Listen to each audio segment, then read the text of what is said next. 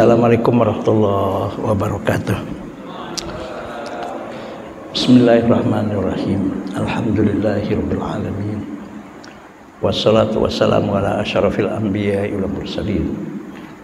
Sayyidina wa habibina wa maulana Muhammadin wa ala alihi wa sahbihi ajma'in. Asyhadu an la ilaha illallah wahdahu la syarikalah wa asyhadu anna Muhammadan abduhu wa rasuluh. Faqad qala Allah Ta'ala fi kitabihil karim wa huwa asdaqul qailin. A'udzu billahi minasyaitonir rajim. Bismillahirrahmanirrahim. Yarfa'illahu alladhina amanu minkum walladhina utul ilma darajat wa qala aidan ya ayyuhalladzina amanu kutiba alaikumus syiyam kama kutiba alal ladzina min qablikum la'allakum tattaqun. Hadirin dan hadirat, Bapak dan Ibu yang insya Allah kita semua selalu dalam lindungan, ridho, rahmat dan keberkahan dari Allah Subhanahu wa Ta'ala. Subhanallah, dengan tidak terasa tinggal hitungan tidak sampai 10 hari kita akan memasuki bulan suci Ramadan 1445 Hijriah. Dan menjelang bulan Ramadan kita mendengar dan bahkan sering kita dengar, bahkan mungkin kita ucapkan, bahkan acara ini pun namanya adalah Tarhib Ramadan, yaitu ungkapan yang dalam bahasa Arab sebetulnya disebut dengan istilah tarhib. Pertanyaannya adalah, apa yang dimaksud dengan tarhib Ramadan itu? Sebetulnya ungkapan kata tarhib itu 100% diambil dari bahasa Arab, yang kata dasarnya sebetulnya sama dengan kata marhaban.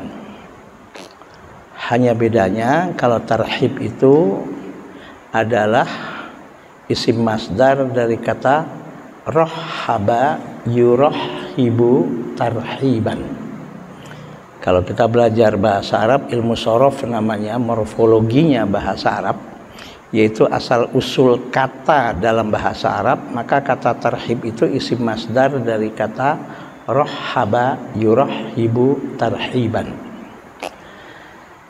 Ternyata ungkapan tarhib dengan kata marhaban itu kalau kita cari atau kalau kita lihat kamus bahasa Arab, kata dasarnya itu sama, yaitu rohiba yarhabu. Nanti ada ungkapan namanya marhaban, yaitu masdar mimi namanya, masdar mim. Nah, ungkapan kata tarhib dengan marhaban itu kata dasarnya sulasi mujarrad dalam bahasa Arab itu sama, yaitu asal kata dari kata rohiba. Kalau kita haji atau umroh, kalau di tanah suci itu sering kita mendengar ungkapan-ungkapan, apalagi kalau masuk toko-toko orang-orang Arab bilang marhaban, marhaba. Nah, dalam bahasa Arab ungkapan marhaban itu artinya selamat datang. Jadi marhaban ya Ramadan itu artinya selamat datang bulan suci Ramadan. Tapi ternyata dalam bahasa Arab kata selamat datang itu sering diucapkan dengan dua ungkapan. Satu sering kita dengar marhaban, yang kedua sering kita dengar dengan ungkapan ahlan wa sahlan. Ya, marhaban, ahlan wa sahlan. Nah, ternyata kalau kita belajar ilmu namanya fiqhul lughah, fikihnya bahasa dalam bahasa Arab, ternyata antara ungkapan marhaban dengan ahlan wa sahlan, walaupun itu istilah bahasa Arab yang artinya kalau kita artikan dekat dalam bahasa Indonesia sama, yaitu selamat datang, Tapi ternyata dua kata ini mempunyai konotasi yang jauh berbeda. Ungkapan selamat datang dengan ucapan marhaban, dengan ungkapan selamat datang, dengan ungkapan ahlan wa sahlan, punya perbedaan arti yang mana antara dua kata ini walaupun artinya sama tapi ternyata pemakaiannya berbeda. Di mana bedanya? Kalau marhaban itu selamat datang, konotasinya adalah ungkapan dari lubuk hati yang dalam, perasaan bahagia, perasaan senang, perasaan gembira dan sukacita yang keluar secara ikhlas dari lubuk hati yang dalam dari orang yang mengucapkan ungkapan marhaban tersebut. Ini kalau orang Arab yang mengucapkan, nggak tahu kalau kita. Nah, ungkapan ahlan wa sahlan ternyata beda. Walaupun dia punya arti selamat datang, tapi kalau ahlan wa sahlan itu punya pengertian pemberian fasilitas. Kalau tadi adalah ungkapan rasa bahagia, sukacita, dan gembira. Tapi kalau ahlan wa sahlan, konotasinya adalah pemberian fasilitas.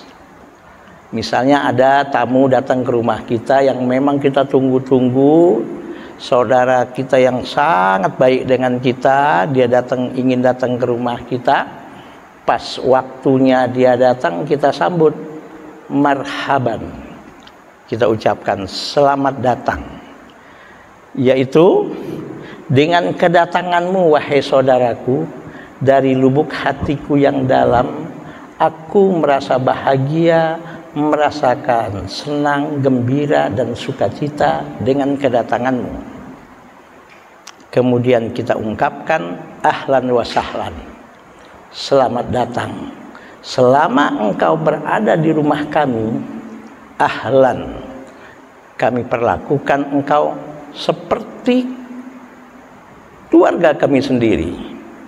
Wa sahlan, dan segala kemudahan apapun yang ada pada diri kami, semampu kami, fasilitas apapun yang kami punya, kami berusaha untuk memberikannya kepadamu selama engkau berada di rumahku.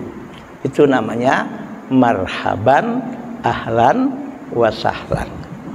Maka kalau panitia masjid misalnya, atau majelis taklim misalnya, ketika datang bulan Ramadan bikin spanduk, itu nggak pas kalau spanduknya tulisannya ahlan wa sahlan ya Ramadan. Kenapa? Karena fasilitas apa yang mau diberikan untuk bulan Ramadan? Fasilitas itu ya makan, tempat tinggal, layanan yang bagus, layanan yang baik, itu namanya ahlan wa sahlan. Tapi kalau marhaban itu adalah ungkapan dari lubuk hati yang dalam, rasa bahagia, rasa sukacita, dan gembira dengan datangnya bulan Ramadan. Maka kita ucapkan marhaban ya Ramadan. Kalau begitu, apa arti tarhib Ramadan? Nah, artinya tarhib Ramadan itu adalah menyambut kedatangan bulan suci Ramadan dengan penuh sukacita, bahagia, gembira, dan senang dan bahagia. Betul-betul rasa sukacita, bahagia, dan gembira tadi betul-betul berdasarkan dan lahir dari lubuk hati yang dalam secara ikhlas. Nah, itu namanya arti tarhib Ramadan. Nah, pertanyaannya, apakah semua umat Nabi Muhammad yang mengaku beriman bahagia, senang, sukacita, gembira dengan datang bulan suci Ramadan ini? Jawabannya, tidak semua umat Nabi Muhammad, ya bahkan yang mengaku beriman pun bahagia, senang, dan gembira dengan datangnya bulan suci Ramadan. Nggak usah jauh-jauh, nggak usah lihat orang, lihat diri kita. Ya, nggak usah jauh-jauh, nggak usah lihat orang, lihat diri kita. lihat diri kita. Pas menjelang Ramadan ini, itu perasaan kita gimana, Pak? Ada orang ya puasa lagi. Capeknya Ramadan tahun depan, tahun lalu aja belum hilang, ini udah mau puasa lagi. Ya Bu ya. Ada yang gitu nggak Bu? Apalagi ibu-ibu. Ya jam 2 bangun lagi dah sahur. Sebelum sahur masak. Kalau bapak mah enak, setengah jam sebelum subuh baru bangun. Kita jam 2 masak dulu katanya. Ngeluh seakan-akan Ramadan itu dianggap sebagai beban. Nah, pertanyaannya adalah, kalau begitu siapakah orang yang merasa bahagia dan gembira dan sukacita dengan datangnya bulan suci Ramadan? Apakah semua umat Nabi Muhammad? Tidak. Apakah semua yang mengaku beriman? Pun tidak. Kalau begitu siapa orang yang bahagia, yang senang, bersukacita dan gembira menyambut datangnya bulan suci Ramadan ini? Jawabannya adalah hanya orang-orang yang beriman dari umat Nabi Muhammad, yang imannya sudah bangkit, yang imannya sudah tergerak. Kalau imannya belum bangkit dan imannya belum tergerak, maaf, sedikit pun nggak ada itu rasa bahagia, rasa sukacita, dan rasa senang dengan datangnya Ramadan itu nggak ada. Kalau yang imannya belum bangkit, kalau yang imannya belum tergerak. Makanya itu kenapa surat Al-Baqarah ayat 183 perintah tentang puasa ini dimulai oleh Allah dengan ya ayyuhalladzina amanu. Saya baca beberapa kitab tafsir, salah satunya misalnya yang pernah mungkin saya ungkapkan di masjid ini, yaitu yang ditulis oleh Syekh Muhammad Ali As-Sobuni. Tafsirnya adalah Sofwatut Tafasir jilid 1 ketika menjelaskan firman Allah surat Al-Baqarah ayat 183 ini. Kenapa Al-Baqarah 183 ini dimulai oleh Allah dengan ya ayyuhalladzina amanu?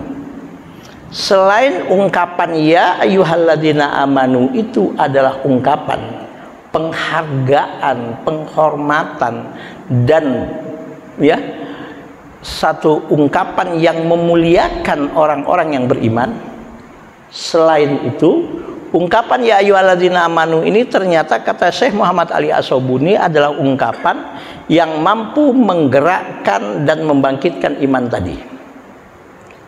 Sebab dia bilang kalau iman itu sudah bangkit, iman itu sudah tergerak, apapun konsekuensi dari bangkit dan iman tadi dia akan taati. Sehingga dia bilang dalam tafsir itu dia tulis liyuharrika fihim masyairat taati. Ungkapan ya ayyuhalladzina amanu itu adalah ungkapan yang mampu menggerakkan dan membangkitkan iman hamba-hambanya tadi. Kalau iman itu sudah bangkit, iman itu sudah tergerak, maka apapun konsekuensi daripada bangkitnya iman tadi dia akan taati. Jangankan hanya sekedar untuk berpuasa kalau sudah iman yang berbicara. Jangankan hanya sekedar untuk menunda makan dan minum. Bukan nggak makan nggak minum, menunda makan dan minum. Jangankan hanya untuk itu.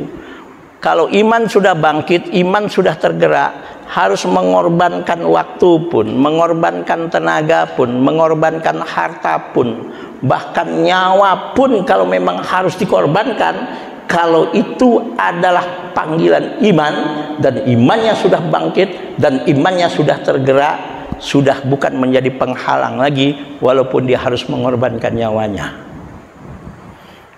Jelas Pak, dia akan taati apapun konsekuensi daripada bangkitnya iman tadi.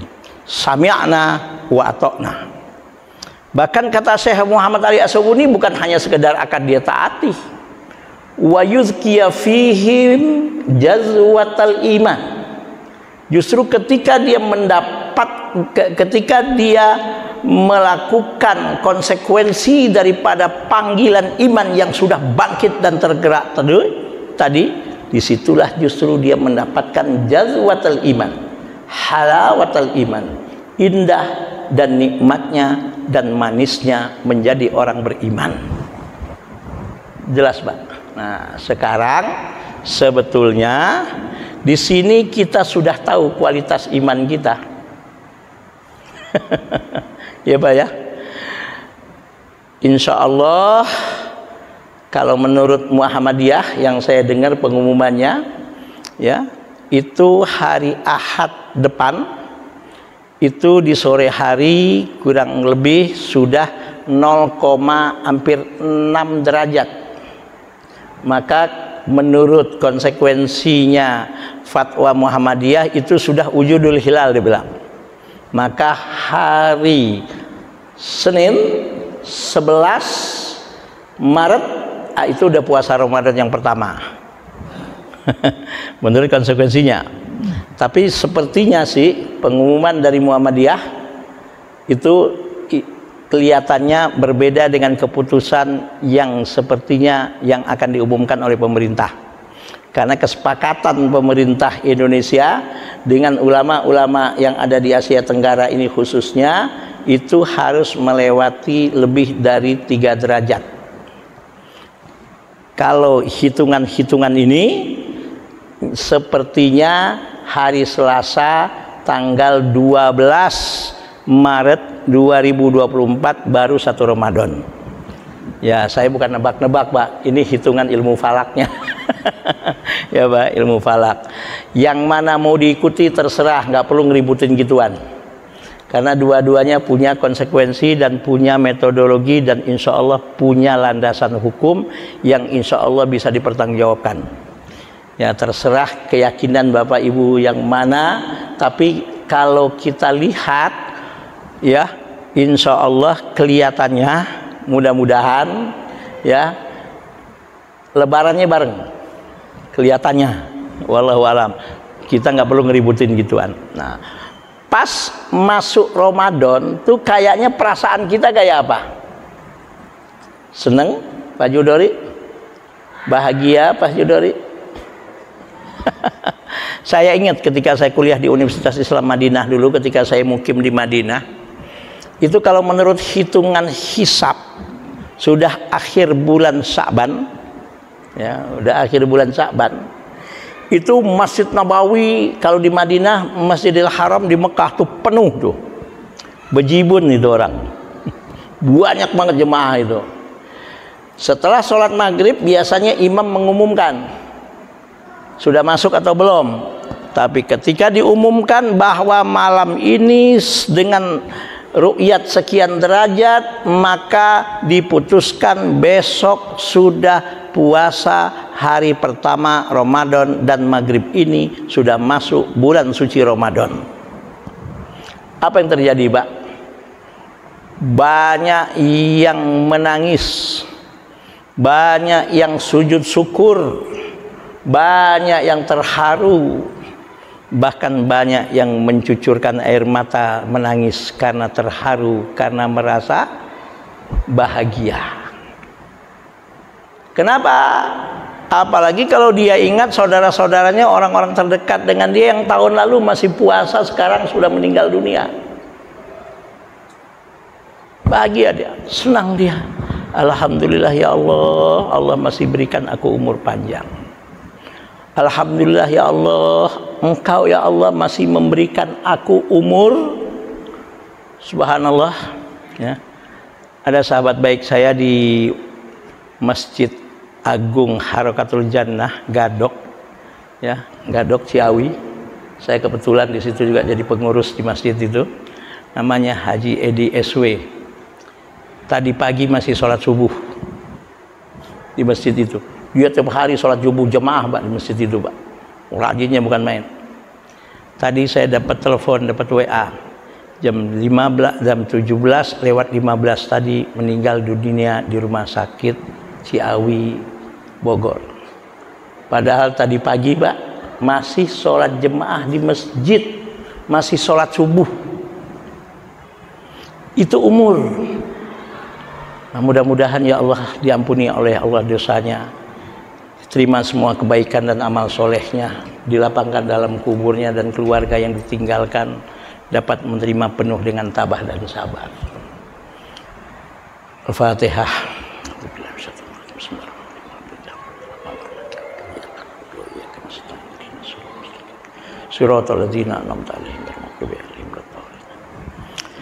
Maka ketika diumumkan oleh Imam Masjidil Haram, Masjid Nabawi, bahwa malam ini sudah masuk 1 Ramadan, banyak yang menangis itu, Pak. Banyak yang sujud syukur. Kenapa? Gembira sekaligus terharu, karena Allah masih memberikan umur panjang kepadanya. Gembira dan terharu karena Allah masih memberikan kesempatan kepadanya untuk bisa menikmati indah dan nikmatnya beribadah di bulan suci Ramadan. Kenapa gembira? Imannya sudah bangkit. Kenapa gembira? Imannya sudah tergerak. Tapi kalau orang yang imannya belum bangkit, imannya belum tergerak, menjelang Ramadan yang saya katakan tadi, ya puasa lagi, ya taraweh lagi. Itu tiap hari kerjanya ngelihat kalender tuh, Pak. Ngitung kalender dulu. Pas udah 15 hari ke atas dihitung terus. Semakin sedikit, semakin sedikit. Pas menjelang Idul Fitri, pas masuk malam takbiran, gembira ria, seakan-akan lepas dari apa, Pak? Dari satu beban yang berat. Padahal Rasul mengatakan, idza jaa akhiru lailati Ramadan bakatis samawati wal ardu wa ma fihima musibatan li ummati Muhammadin sallallahu alaihi wasallam. Qila wa mal musibatu ya Rasulullah? Qala Rasulullah sallallahu alaihi wasallam dhihabu Ramadan. Sebetulnya kalau manusia tahu, kata Rasulullah, kalau manusia mengerti, kata Rasulullah, jika datang malam akhir Ramadan, itu langit dan bumi dan semua makhluk-makhluk Allah di permukaan bumi ini menangis. Batu menangis, pohon-pohonan menangis, air lautan itu menangis, gunung menangis, dan semua makhluk Allah yang ada di permukaan bumi ini sebetulnya itu menangis dengan datangnya akhir bulan Ramadan. Kenapa? Musibatan di ummati Muhammadin sallallahu alaihi wasallam. Karena berakhirnya Ramadan itu hakikatnya adalah bencana bagi umat Nabi Muhammad sallallahu alaihi wasallam. Ketika itu seorang sahabat mendatangi Rasulullah dan bertanya kepada Rasulullah, "Ya Rasulullah, wa mal musibatu ya Rasulullah?" Qala Rasulullah sallallahu alaihi wasallam, "Dhihabu Ramadan." Musibah apa gerangan ya Rasulullah yang menimpa umatmu ya Rasulullah? Dengan tegas Rasulullah mengatakan, "Dhihabu Ramadan." Perginya Ramadan itu sendiri itu sudah musibah bagi umatku, kata Rasul. Kenapa? Karena belum tentu tahun depan dia masih hidup. Bisa jadi Ramadan itu Ramadan terakhir bagi diri dia, dan kita pun nggak tahu. Bisa jadi Ramadan ini Ramadan terakhir bagi kita. Nah, disinilah kenapa Allah Subhanahu wa Ta'ala memulai firman-Nya Al-Baqarah 183 dengan ungkapan ya ayyuhalladzina amanu. Jelas, Pak? Paham? Selain itu, kalau iman sudah siap, mental sudah siap, jiwa sudah siap, badan sudah siap, fisik sudah siap, perut pun sudah siap untuk menunda makan dari subuh dan maghrib. Kenapa siap? Karena imannya sudah tergerak. Kenapa siap? Karena imannya sudah bangkit. Subhanallah. Kesiapan perut, kesiapan jiwa, kesiapan fisik, kesiapan tersebut karena imannya sudah bangkit tadi, subhanallah, secara psikosomatis, ya, psikosomatis itu ternyata, ini sudah saya diskusikan, Pak, dengan orang-orang yang insya Allah paham dengan dokter, dengan profesor dokter yang insya Allah mengerti tentang hal ini, Pak. Kenapa? Ya, iman ini harus siap, iman ini harus bangkit, dan iman ini harus tergerak. Sebab kalau kesiapan mental, kesiapan fisik, kesiapan jiwa, kesiapan perut untuk tidak makan tadi karena bangkitnya iman, secara psikosomatis itu akan mengeluarkan satu kekuatan yang mampu mencairkan tumpukan lemak-lemak yang berlebih dalam tubuh kita yang mungkin selama 11 bulan tidak berpuasa, bahkan minimal jarang puasa. Ada satu ungkapan yang saya dengar langsung ketika saya melihat televisi di Indosiar oleh almarhum Profesor Dr. Subki Abdul Qadir, mantan waktu itu Ketua Rumah Sakit Yarsi Cempaka Putih. Beliau udah meninggal, Pak. Tapi ceramahnya di Indosiar waktu itu saya dengar langsung, dan saya renungkan, dan saya dengar terus ceramahnya, dan setelah itu saya klarifikasi dengan orang-orang yang mengerti tentang ilmu medis ini. Apa kata beliau? Jangan coba-coba telat makan ya, 2-3 jam karena sibuk kerja, badan sakit, Pak. Betul, Pak. Aturan jam 12 harus makan karena banyak kerjaan, sibuk. Jam 3 baru sempat makan. Wah, itu apa yang terjadi itu? Mata sudah mulai kunang-kunang tuh. Betul kan, Pak? Ya, asam lambung sudah mulai naik tuh. Emosi kadang-kadang sudah nggak terkontrol itu, Pak. Kepala sudah pusing, dan banyak lagi dampak-dampak negatif dari kesehatan tubuh cuman gara-gara telat makan 2-3 jam karena sibuk kerja. Tapi mengapa tidak makan, tidak minum 14 jam bahkan 15 jam? Pengalaman saya tahun 89, saya puasa di Madinah waktu itu musim panas, Pak. Ramadan tahun 89, musim panas. Ya Allah, panas di situ tuh kadang-kadang lebih 50 derajat. Kalau musim panas 3:30 baru subuh, udah subuh 3:30. Nanti maghrib jam berapa, Pak? 7:30. Itu maghrib. Itu kalau musim panas. Kalau musim dingin lain. Subuh jam 6 kurang 1/4. Nanti jam 6 kurang sudah maghrib. Itu kalau musim dingin. Nah, musim panas Ramadan itu bisa 16 jam. Tapi apa kata almarhum Bapak Profesor Dr. Subki Abdul Qadir? Tidak makan, tidak minum karena berpuasa, justru badan sehat. Aneh ya, Pak ya? Cuman telat makan 2-3 jam karena sibuk kerja, badan sakit. Kepala pusing, mata kunang-kunang, keringat dingin keluar, emosi tidak terkontrol, mentang-mentang bos di kantor marah mulu kerjaannya. Apa aja orang gak ada yang benar sama dia.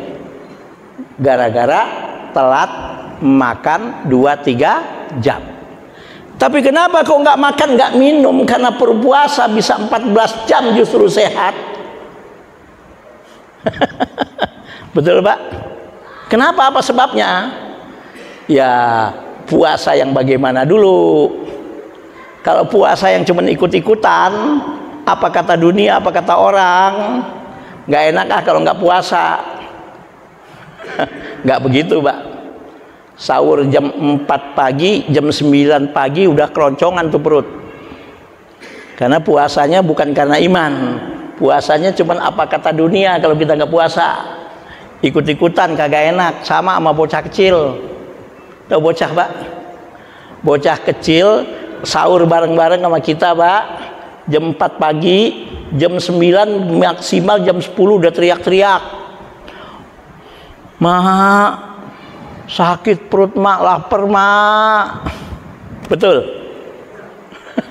Padahal sahurnya jam 4. Kenapa kok udah begitu?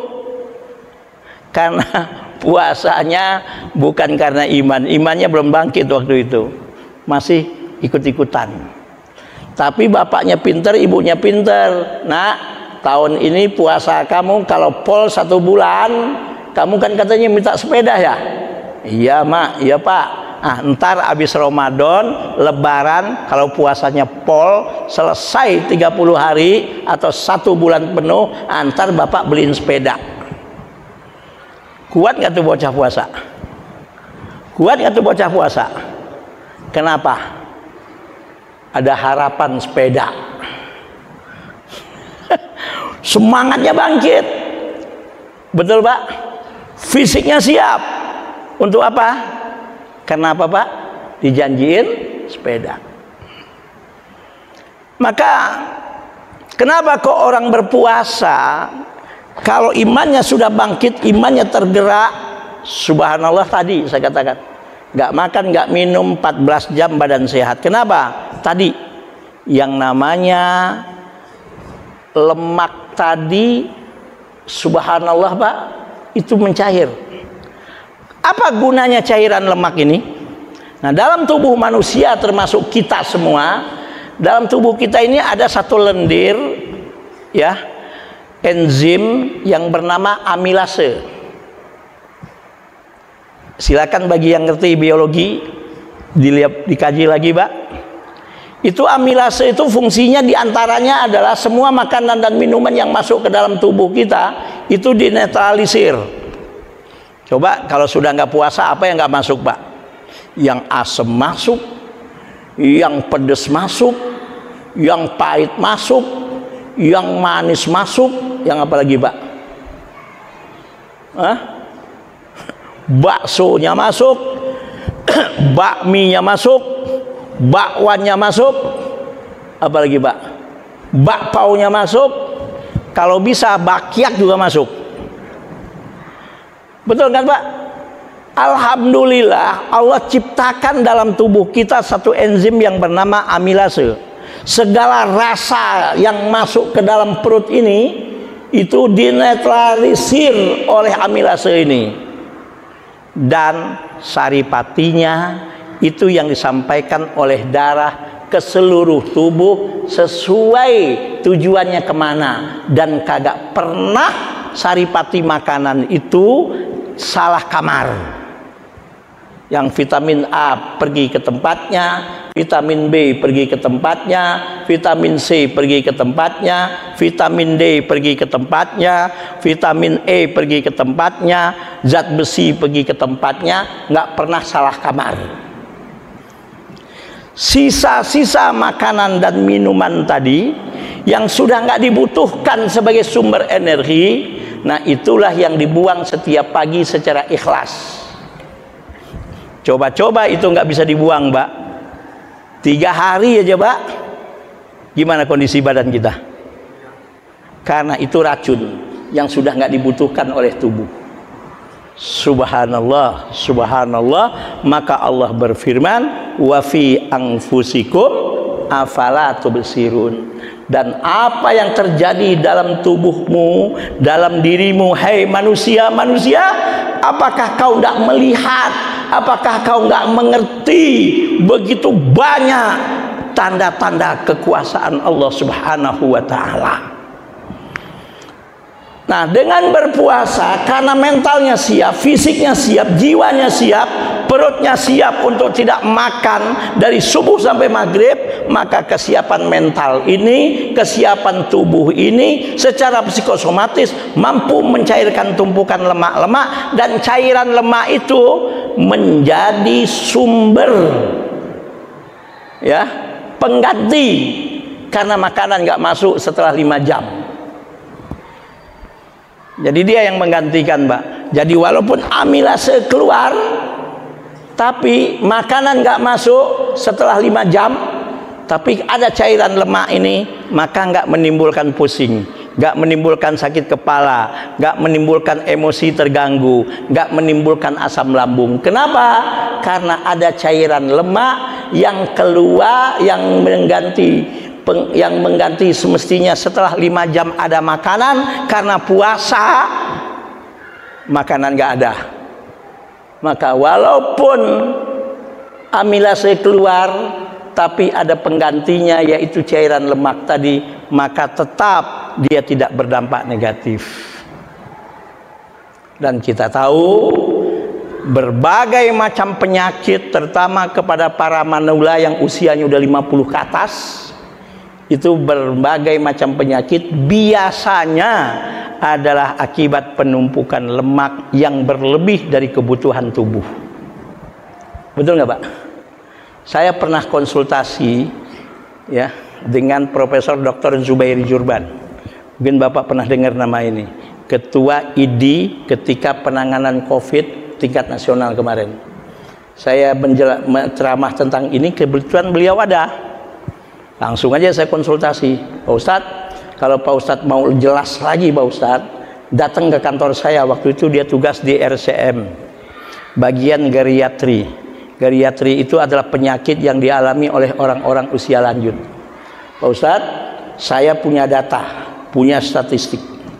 Pasien-pasien orang-orang tua di bagian geriatri yang berobat dengan saya, biasanya saya terapi dengan puasa. Kalau obat itu kalau sudah terpaksa, dia bilang, subhanallah, dia bilang 70% lebih banyak yang berkurang jauh penyakitnya, bahkan tidak sedikit yang sembuh, dia bilang. Subhanallah. Maka Rasul mengatakan, sumu tasihu, berpuasalah engkau maka engkau akan sehat. Jelas Pak? Oke. Ini poin kedua. Poin ketiga, puasa yang diinginkan oleh Allah itu yang kayak apa? Puasa yang dicontohkan oleh Rasulullah itu yang seperti apa? Ya. Kalau kita ingin memahami semua syariat Islam, termasuk perintah puasa, sholat, haji, umroh, zakat, dan macam-macam. Kalau ingin puasa kita, sholat kita, ibadah kita sesuai dengan tuntunan syariat secara utuh, secara komprehensif, maka dua hal harus terpenuhi. Harus terpenuhi. Satu, apa yang dimaksud dengan istilah kaifiatul ibadah, bagaimana cara ibadah itu dilakukan. Dalam hal ini adalah kita bahas tentang puasa. Kalau ingin puasa kita sesuai dengan yang diinginkan oleh Allah, sesuai dengan tuntunan syariat, sesuai dengan apa yang diinginkan oleh Allah dan Rasul, yang dicontohkan oleh Rasul, maka tata caranya harus beres. Nah, ini fokusnya ilmunya namanya ilmu fikih. Dan 4 hal syarat sahnya puasa harus terpenuhi, rukun puasa harus terpenuhi. Jika syarat dan rukun terpenuhi, insya Allah tata cara puasa kita udah benar. Kalau ingin sempurna tata cara puasa kita, tambahkan yang sunnah-sunnah dalam berpuasa itu. Contoh yang sunnah-sunnah, sahur diakhirkan. Contoh yang sunnah-sunnah, pas datang waktu maghrib segera berbuka, yang disebut dengan takjil. Itu yang sunnah-sunnah. Kalau ada waktu senggang, banyak berzikir, banyak baca Al-Quran. Kalau ada kelebihan rezeki, walaupun kita sudah zakat mal yang wajib ditunaikan, tetap sedekah infak dikeluarkan, dan banyak lagi. Dan malam harinya sholat tarawih dan macam-macam lagi. Dengan catatan, apapun yang membatalkan puasa kita dipastikan zero, dan dipastikan tidak ada satupun yang membatalkan. Kalau ini udah beres, yang beres baru cara puasa. Kita banyak hanya memperhatikan ini, Pak. Sebentar, tanggung ya kalau saya ini kan ya. Nah, ada aspek lain yang gak kalah penting dari puasa kita, dari ibadah kita, yaitu aspek output, hasil akhir dari ibadah kita. Sudahkah benar-benar menghasilkan sesuatu yang Allah inginkan? Nah, secara umum ibadah kita harus menghasilkan 3 hal.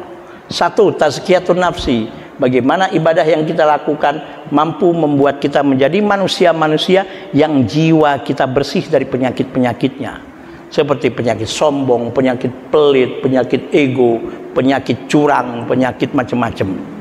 Yang kedua, iqamatul adli. Bagaimana ibadah yang kita lakukan mampu menghadirkan keadilan dalam kehidupan kita.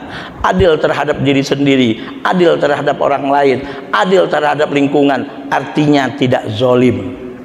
Yang ketiga, bagaimana ibadah yang kita lakukan menghadirkan al-maslahah. Artinya ibadah yang kita lakukan dalam hal ini puasa mampu membuat kita menjadi manusia-manusia yang soleh dan solehah. Soleh dalam bergaul, soleh dalam berekonomi, soleh dalam beribadah, soleh terhadap istri, soleh terhadap suami, soleh terhadap tetangga, soleh dalam berpolitik, dan sebagainya dan sebagainya. Secara umum. Terakhir, secara khusus Allah yang bilang, hasil puasa yang kita lakukan harus menghasilkan la'allakum tattaqun. Itu wajib itu, Pak. Kalau nggak menghasilkan la'allakum tattaqun, puasa kita bisa jadi nggak ada nilainya di hadapan Allah. Walaupun caranya udah beres. Ini Allah yang bilang. Tattaqun itu fi'il mudhari. Ya, kata kerja mudhari ala wazni taf'alun. Dalam bahasa Inggris fi'il mudhari itu dua kata kerja, present continuous tense dan future tense.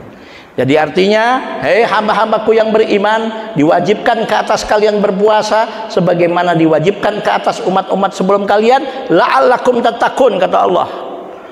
Pokoknya puasa yang kalian lakukan, hei hamba-hambaku yang beriman, wajib menghasilkan ketakwaan kepada kalian. Kapan? Present continuous, ketika engkau berpuasa. Bahkan future, selesai puasa sampai datang Ramadan akan datang, semestinya puasamu ini ada hasilnya, yaitu mengantarkan engkau menjadi manusia-manusia yang bertakwa. Jadi suami dengan puasa menjadikan suami tersebut menjadi suami yang bertakwa. Menjadi aparat dan penegak hukum, puasa itu membuat dia menjadi aparat dan penegak hukum yang bertakwa. Menjadi pedagang, menjadi pengusaha, puasa itu mengantarkan dia menjadi manusia-manusia yang pembisnis, pedagang yang bertakwa kepada Allah. Menjadi politisi, mana puasa itu mestinya menjadikan dia menjadi politisi yang bertakwa. Menjadi pemimpin, mestinya puasa itu mampu mengantarkan dia menjadi pemimpin yang bertakwa. Nah, boleh jadi aspek tata cara yes, tapi sayang aspek hasil output ibadahnya nggak sesuai dengan yang diinginkan oleh Allah. Makanya itu Rasul bersabda, kam min shaimin laisa lahu min siyamihi ilal ju' wal atas. Rawahu ad-Dailami. Banyak umatku yang berpuasa, kata Rasul, ternyata dari puasanya dia tidak dapat apa-apa kecuali hanya lapar dan haus. Saya rasa cukup. Kalau ada pertanyaan silahkan, kalau enggak kita tutup aja. Cukup, Pak? Oke, mudah-mudahan ridho, rahmat dan keberkahan dari Allah senantiasa dilimpahkan oleh Allah dalam kehidupan kita. Mudah-mudahan kita umur panjang, mudah-mudahan kita betul-betul ibadah yang akan kita lakukan di bulan Ramadan ini lebih baik daripada Ramadan-Ramadan yang telah berlalu dalam kehidupan kita. Saya mohon maaf selama 1 tahun ini, ya, setelah Idul Fitri dulu, taklim di masjid ini kalau ada hal-hal yang kurang berkenan, ada kata-kata yang mungkin tidak berkenan, saya mohon maaf lahir dan batin. Mudah-mudahan setelah hari raya Idul Fitri kita masih diberikan oleh Allah umur panjang, sehingga mudah-mudahan kita bisa bersilaturahim kembali. Subhanakallahumma wa bihamdika asyhadu an la ilaha illa anta astaghfiruka wa atubu ilaik. Wallahul muwaffiq ila aqwamit thoriq. Assalamualaikum warahmatullahi wabarakatuh.